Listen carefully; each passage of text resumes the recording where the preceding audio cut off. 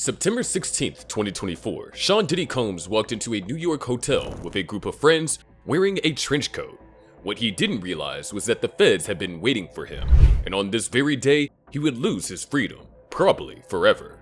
CCTV footage obtained by TMZ shows the exact moment when Diddy was taken into custody, and it is probably the most iconic arrest in hip-hop history.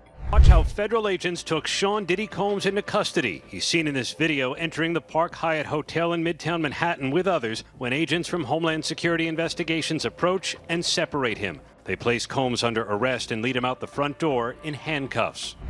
But despite the raid on two of his mansions and the telltale signs that something big was coming, Diddy wasn't expecting the feds to just show up and pick him up. This was Diddy having fun at the party just hours before he got arrested.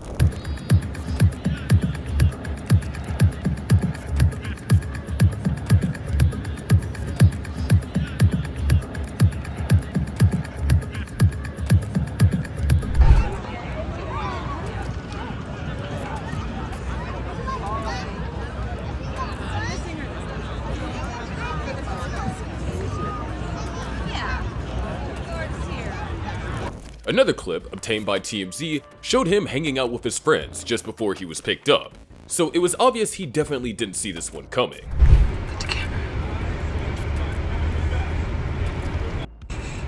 However, Diddy's attorney claimed that from the moment his house was raided, Diddy knew they would come for him.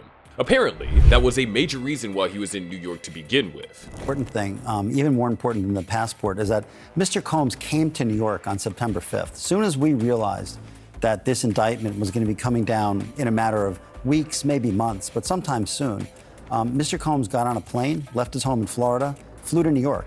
I called the prosecutors myself. I said, Mr. Combs is in New York. Do you want to know where he is? If you want to know where he is, I'll tell you where he is, but he wants to surrender. He's here to surrender. They didn't want him to surrender because if he surrenders, they don't get to tell the judge that he's a flight risk and he's a danger. Because who, as a danger and a flight risk, would fly to New York and surrender? So they didn't want him to surrender. So since September... As soon as Diddy was arrested, everyone couldn't stop talking about it. You could say that the world has been waiting for this very moment for decades. After all, that's how long Diddy has been doing this thing. Finally, it was time to face the consequences of his wild lifestyle and alleged criminal activities spanning over 30 years. Many people really thought that he'd never be brought to justice. Diddy has gotten away with so many things that he almost seemed untouchable. Trump has been dodging the legal system. It was almost like he knew how to play the system so well and never get caught, because even though Diddy's history was an open secret in the entertainment industry, no one could hold him accountable for it. Savage! I'm a savage! Oh! I'm a savage! Whatever I want, I'm going to get! Whatever I want, I have to get! I could book that for like the weekend of the 14th when the soundtrack comes out? If so, bump somebody. Alright, thanks. Alright, love you, man. Bye. I got my MTV out. Savage! I'm a savage! Oh! I'm a savage! Whatever I want, I'm going to get! Whatever I want, I have to get!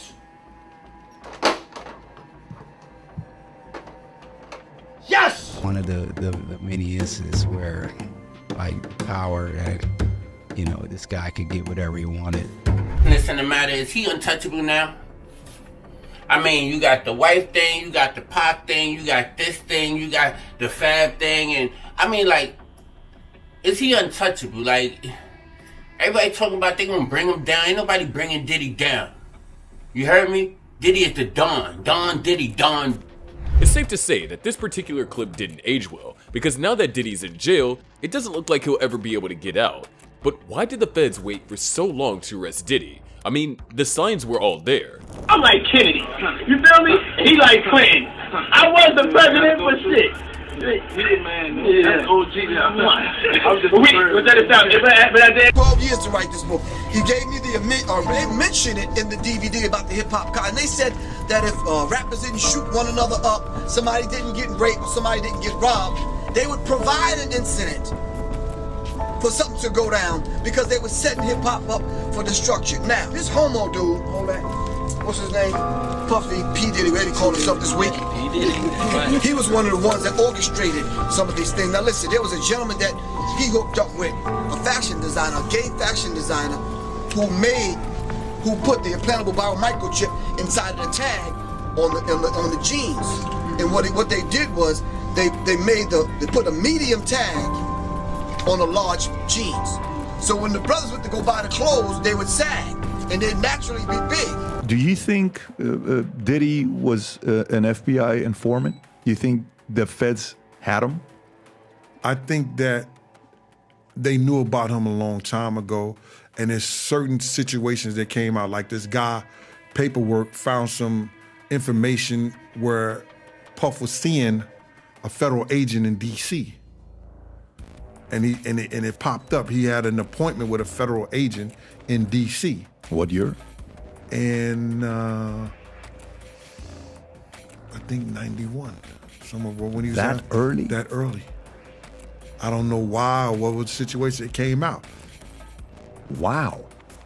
Diddy's seen with a federal agent in 91. That's way before he becomes somebody. Yeah, but you got to realize he was doing a lot of parties. He was doing a lot of things in D.C. And I think it was possibly because there was an incident when some people died. Got it. Similar to the other one with the 9 kids? So yeah, Got it. Similar to that. After news of his arrest went viral, it was as though the entire music industry heaved a sigh of relief. But Diddy is a billionaire. All he has to do is throw a couple millions at the court and they'll let him walk free, right? Well, that didn't actually work out like he thought it would. He's really fought to stay out of this place where his attorney called conditions horrific, but the judge sent him back, finding Diddy a danger to women. This morning, we begin with some breaking news here tonight. Sean Diddy Combs ordered to stay behind bars. His lawyers offered up his Miami home, his mother's home, as well as collateral. Also, he would forfeit his passport, but it wasn't enough to keep him out of jail until trial. Imagine offering $50 million just to get out of jail and still getting snubbed by the judge. I mean, it doesn't seem unusual considering the kind of person Diddy is. The judge in charge wasn't willing to risk putting the victims and witnesses at the risk of intimidation or maybe even assassination, so it seems completely understandable. But despite the major setback, his lawyer has been talking tough since he's got locked up, claiming that Diddy will keep fighting the case until the very end. We made a bail appeal to Judge Carter. It did not go our way. The fight continues. We're not giving up by a long shot. I told Mr. Combs I'm going to try and get his case to trial as quickly as possible. I'm going to try and minimize the amount of time he spends in very, very difficult and I believe inhumane housing conditions in the special housing unit of the Metropolitan Detention Facility. And I'm going to do everything that I can to move his case as quickly as possible.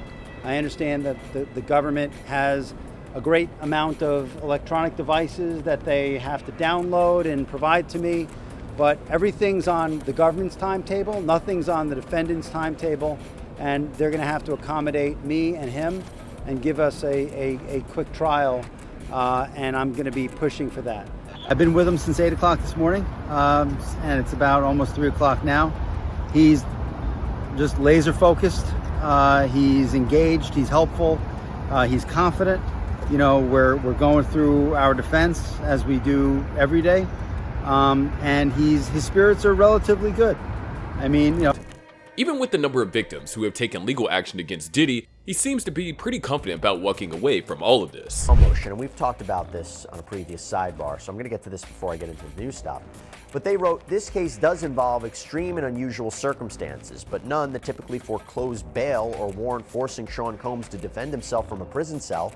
What is extreme and unusual about this case is that Mr. Combs was detained immediately after he was charged. He goes on to say, the sensationalism surrounding his arrest has distorted the bail analysis. Mr. Combs was not released pending trial, even though he offered to comply with restrictive conditions that would have prevented any conceivable risk of flight or danger. Now, in this motion, Combs denies the government's accusations of obstruction. His attorneys concede that, yes, he spoke with people about the civil lawsuits that he was facing. Remember, he's been hit with a number of lawsuits, people claiming they were abused by him. But he says he wasn't aware that the Southern District of New York was investigating him. And he claimed. But while he's trying to paint himself as this Mr. Goody Two-Shoes, who's not going to hurt anybody if he's let out, these judges are not buying it. That's not all though. He and his lawyers are also trying to stop the victims from talking to the media until the trial date, which sounds pretty sus if you ask me. Into this letter to Judge Subramanian. So the letter starts, quote, "We write on behalf of our client Sean Combs, pursuant to Local Rule 23.1 and the 5th and 6th Amendments, to request an order prohibiting further extrajudicial statements from prospective witnesses and their lawyers that substantially interfere with Mr. Combs' right to a fair trial." Now, the 6th Amendment concerns rights about ensuring a defendant gets a fair trial. The 5th Amendment, among other things, ensures a person isn't deprived of life, liberty, or process without due process. If you thought that that was the only creepy thing Diddy has been up to behind bars, think again.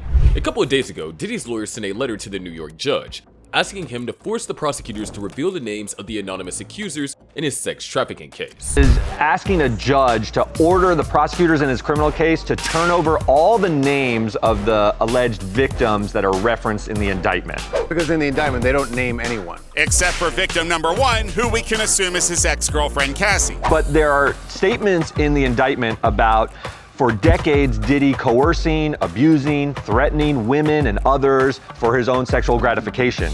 And Diddy is saying, how am I supposed to defend myself if you don't identify who you're talking about, because I've had a ton of consensual sex in my life. Diddy.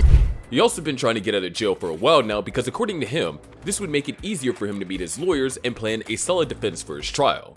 Will the feds let him free though?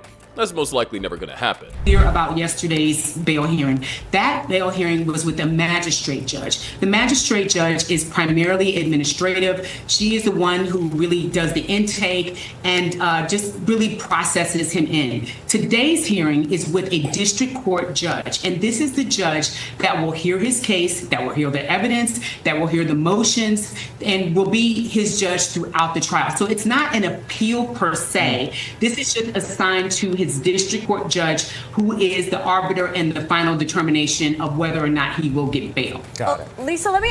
The trial date has now been set for May of 2025, and it might just be one of the most anticipated events of the coming year. A U.S. judge has ruled that the rapper and producer Sean Diddy Combs will stand trial on federal sex trafficking and racketeering charges in May. He'll be held in prison until then. Sean Combs has pleaded not guilty to charges that he used his business empire to transport women and male sex workers across state lines to take part. 18th was set for the next status conference. For now, Combs is back at MDC. He's been denied bail twice. His last hope of getting out before that May 2025 trial date beginning is for the appeals court to reverse the bail denial. The biggest question on everyone's mind, however, is if Diddy could actually walk away a free man. As of right now, well over 100 victims have been identified. Disturbing lawsuits are being filed against him, and it looks like he's finally been nabbed and kept in a cage. But could the diddler pull one major string to secure a spot out of prison? We'll have to wait to find out.